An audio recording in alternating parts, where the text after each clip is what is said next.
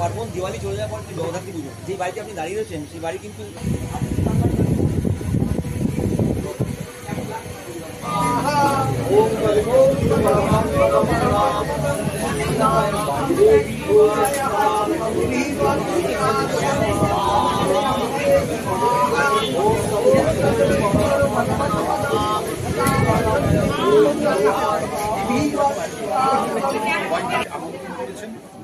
হয়ে আসছে 15 বছর হয়ে গেছে। পুজোটা আমরা করে থাকি, আগে বাংলাদেশে দুর্গা পুজো, তো সব যে কোনো কারণে যাওয়া হতো না সবসময়, কোনো কারণবশত।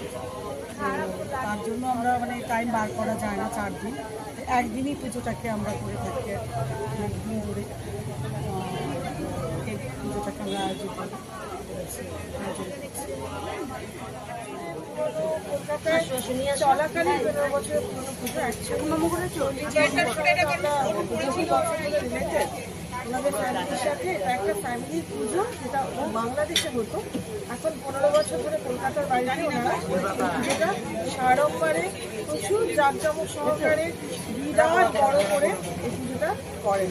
পুজোটা আপনারা দেখতেই পাচ্ছেন, এত সুন্দর পুজো। আমি বিভিন্ন জায়গায় কলকাতা পুজো গিয়েছি, আর বিভিন্ন জায়গায় অফিসিয়াল বৃষ্টির কারণে যেতে হয়েছে। চন্দননগরে জগন্নাথ পুজোর জন্য কিছুটা চন্দননগর।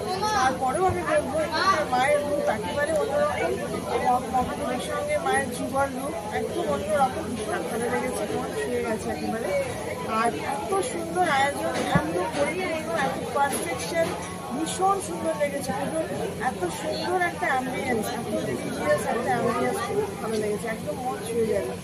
ওনার স্ত্রী রয়েছেন আমার সঙ্গে, আমার ফ্যামিলি কাপল, শিল্পী পোদ্দার রয়েছেন, সমস্ত আয়োজনে রয়েছে, সব কিছুতে রয়েছে।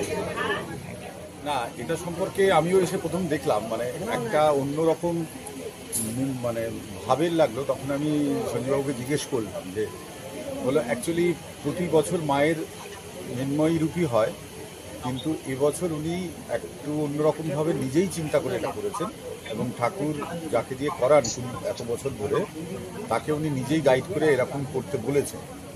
আমার কাছেও একটা অদ্ভুত লাগলো, কিন্তু ভালো লেগেছে, খুব সুন্দর লেগেছে। ওনার এই পুজোতে আমি প্রথম এলাম, এই পুজোতে প্রথম এলাম। প্রতি বছরই হয়, প্রতি বছরই আমাকে নিমন্ত্রণ করেন। আমি বিভিন্ন কাজে ব্যস্ত থাকি, বাইরে থাকি। এবছর আমাকে অফিসে গিয়ে বলে এসছে সঞ্জীববাবু, এবছর যদি না আসেন তাহলে আমি বাড়ি থেকে তুলে নিয়ে চলে আসবো, আর 3 দিন ছুটি নিতে বলেছে। আমার এখানে 3 দিন থাকার সমস্ত কিছু রাখতে হচ্ছে, কিন্তু আমি আজকে সকালে ফিরেছি তারাপীঠ থেকে। সকালে 125 বছরের একটা পুজো জগদ্ধাত্রী শোভাবাজারের ওখানে, সেখানে গেলাম। খড়দায় একটা পুজোতে গেলাম। তারপরে বাড়িতে ফিরে পাঞ্চালি, চিরাগ চেনার এবং সবাইকে নিয়ে মানে আমি জাস্ট ড্রেসটুকু চেঞ্জ করে আবার বেরিয়ে পড়লাম। এবার এখান থেকে জাস্ট মানে নিউ টাউনে যাবো, ওখানে আর একটা জায়গায় পুজো করে আমাকে বাড়ি ঢুকতে হবে, কালকে অফিস। আয়োজনটা সত্যি কথা যদি বলেন, সঞ্জীববাবুর মনটা এত বড়, মানে উনি এই পুজোতে ওনার মানে সমস্ত মন প্রাণ ঢেলে করেন। এবং অঞ্জলিটা দিয়েছি, অঞ্জলি আগেও দিয়েছি, মানে আগে দুটো পুজোতেও আমি অঞ্জলি দিলাম। এখানে খুব আন্তরিকভাবে অঞ্জলিটা দিলাম, মানে আন্তরিক লাগলো, আর সবাইকে নিয়ে করেন। এই জন্যই উনি বলেছিলেন যে আপনি যদি আসেন তাহলে কলকাতার আপনাদের সঙ্গে যারা থাকেন, যে আমাদের থাকে না, এনারা বলেছি এনারা আসবেন। এটা একটুখানি মানে সবার কাছে জানা উচিত, একটু অন্যরকম স্টাইলে পুজোটা হয়। আর যদি মানুষজন এসে দেখেন কোন পরের বছর, তাহলে তো আরও ভালো হবে, তখন এদের অন্যরকম আরও অ্যারেঞ্জমেন্ট করতে হবে। আর দ্বিতীয় কথা, ঠাকুর শ্রী শ্রী রামকৃষ্ণ এবং মা শারদার মূর্তিদের পাশে রয়েছে, এটা আমার কাছে কিন্তু আমি এখন তো দেখিনি, মানে এরকমভাবে একটা মায়ের সঙ্গে ঠাকুর শ্রী শ্রী রামকৃষ্ণ এবং শারদা মায়ের যে এত সুন্দর একটা মূর্তি এবং অদ্ভুত সুন্দর করেছে, এটা একটা অদ্ভুত রকম অনুভূতি, ভালো লাগলো। কিন্তু চুপচাপ বসে দেখছি। আর ওনার বিশেষ, এবং উনি তো মানে এক কথায় অসাধারণ। সঞ্জীববাবুর পেছনে রয়েছেন, ওনাকে আপনারা বংশ ওনাকেই প্রশ্নটা করুন, ওনাকে দেখ করা হয়েছে। আচ্ছা, খুব ভালো। অনুপম, খুব ভালো প্রশ্ন। জগদ্ধাত্রী মা তো মায়েরই আর এক রূপ। আমরা বিভিন্নভাবে পুজো করি, তো আমি জগদ্ধাত্রী পুজোয় মায়ের কাছে এসে এটাই চাইলাম, মানে যখন অঞ্জলি এলাম, যে মা তোমাকে কেন্দ্র করে যে এতজন একসাথে জড়ো হয়ে পুজো দেয়, সবার মধ্যে সেই ভাবটা যেন মানে ফুটে ওঠে।